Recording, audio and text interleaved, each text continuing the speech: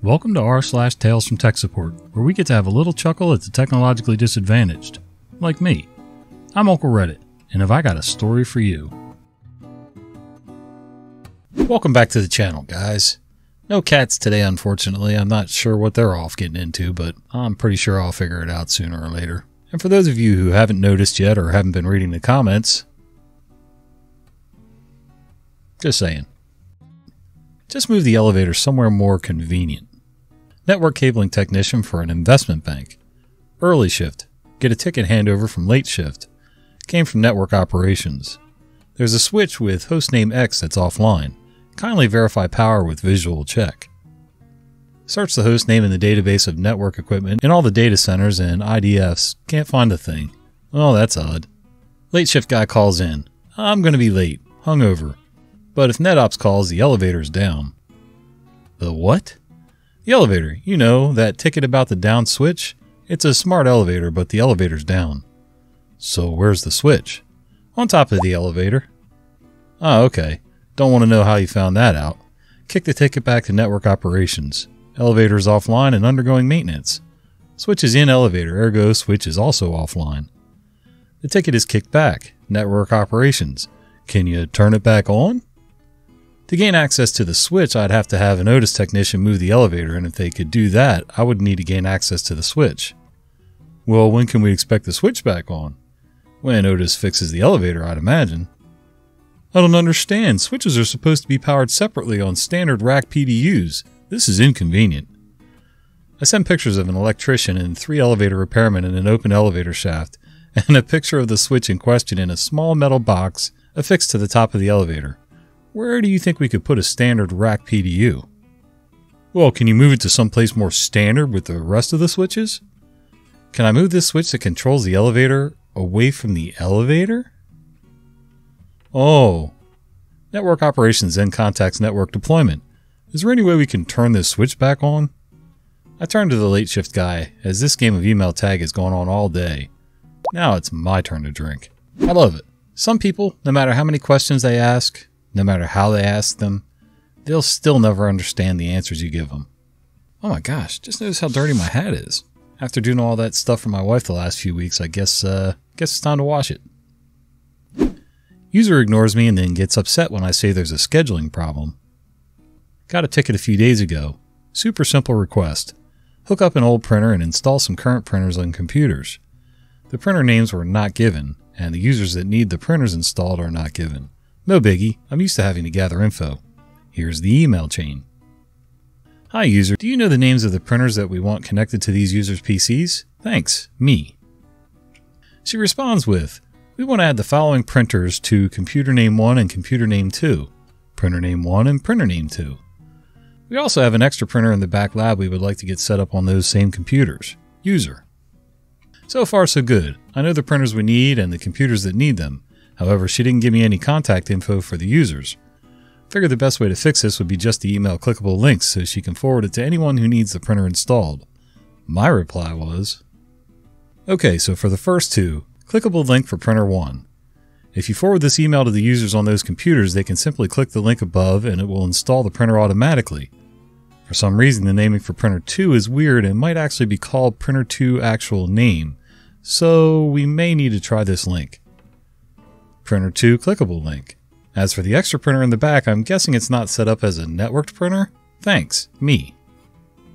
Now here's where it starts to fall apart. She ignores the entire section about the clickable links and focuses on the old printer. Her reply was, the one in the back's not set up. The location one is specifically for the label printer. So she just says it's not set up. Cool, we have a somewhat short back and forth about it. Me, is it a brand new printer? Does anyone currently use it? Her. It's not new, but we want to use it. It's not currently set up. Me, was it purchased through IT? Can you maybe send me a picture of it? Her, it's an old printer, serial number. Me, can't find any info for that serial in our asset database, but I still may be able to set it up. Where specifically are you? Are you at the main office? Her, yes, we're in main office. Directions for her part of the office were given. Me, I'll drop by shortly after lunch if that's okay. Her, that should work. So after lunch I stopped by her area and she isn't there. One of the other employees showed me the old printer. It's a 10-plus-year-old printer that was decommissioned years ago. Just for kicks, I see if there's a compatible network jack nearby, and there isn't. I go back to my desk, check some documentation, and learn that we actually can't re-add this printer to our print server. Or rather, in order to add it, we would need an approval from our committee.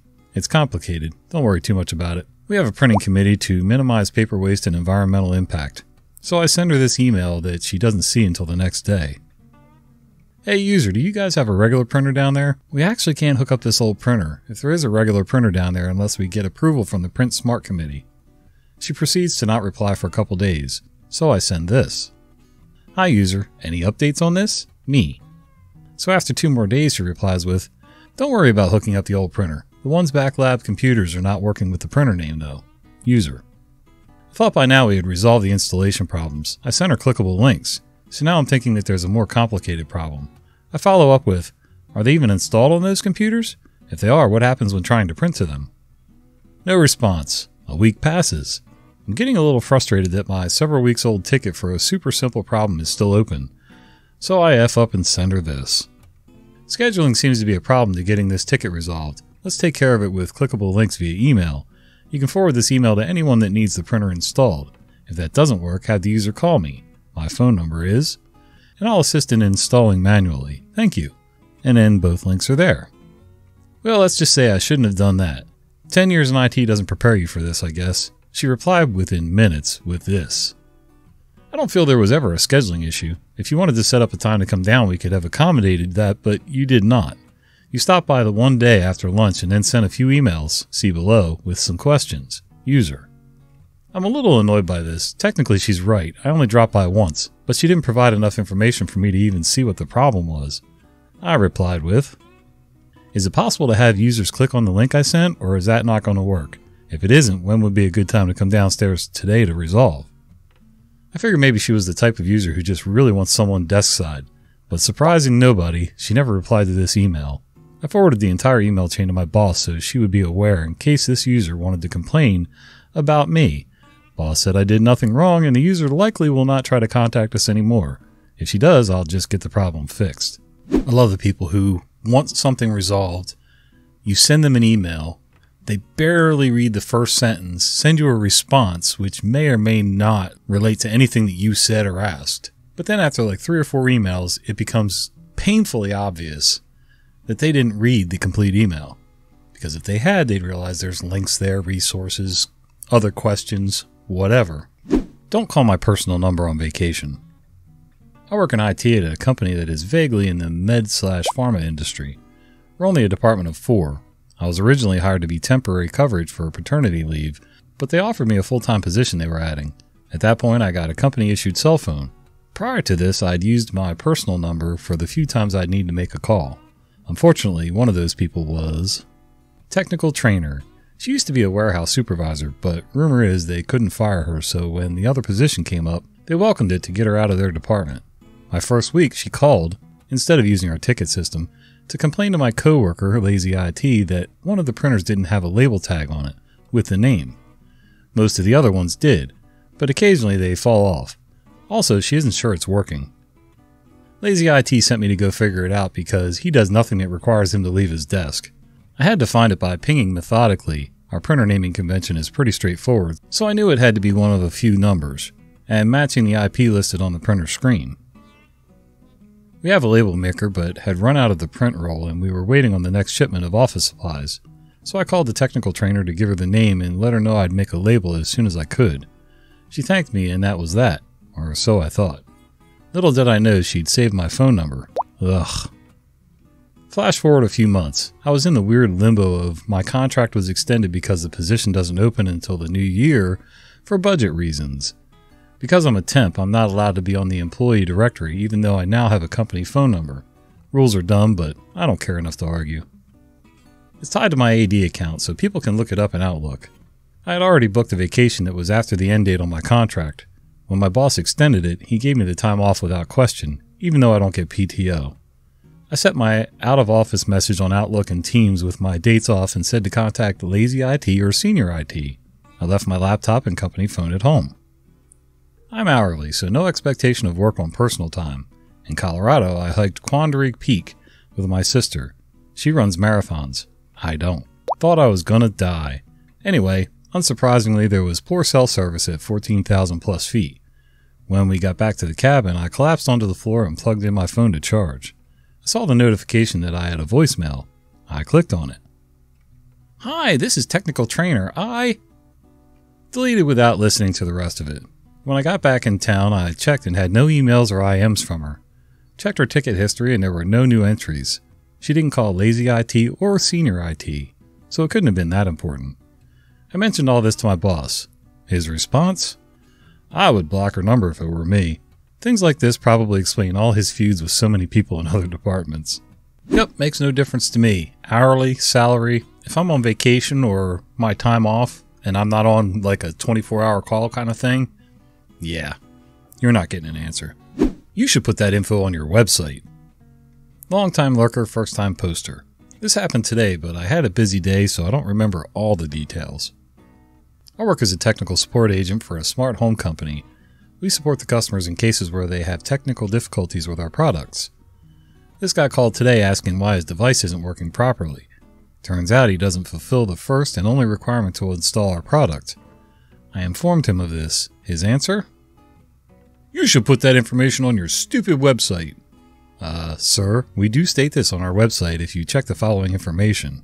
I read lots about your product before buying it. It did not say so when I bought it. Sir, our shop and information page explains this. No, it does not. May I ask where you purchased our product? Oh, I purchased it on some weird website. Oh. So yeah, at least he realized his mistake and decided to contact his seller. If you're going to buy something, aftermarket from a different website, whatever, at that point you really can't go back to the manufacturer or original company to complain about anything. Why didn't you just lie about it? I was working in-house legal for this situation, but this was a tech support ticket that ended up having to be escalated to me as the resident attorney who specializes in cybersecurity.